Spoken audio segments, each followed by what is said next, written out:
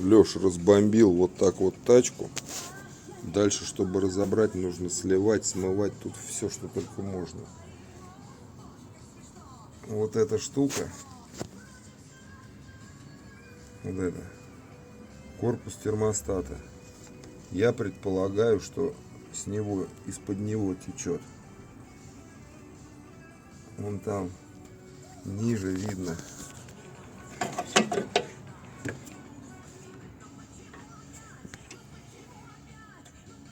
Вон там вот.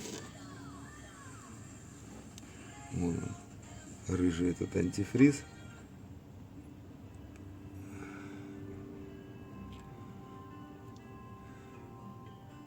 Но чтобы добраться дальше, нужно все разобрать.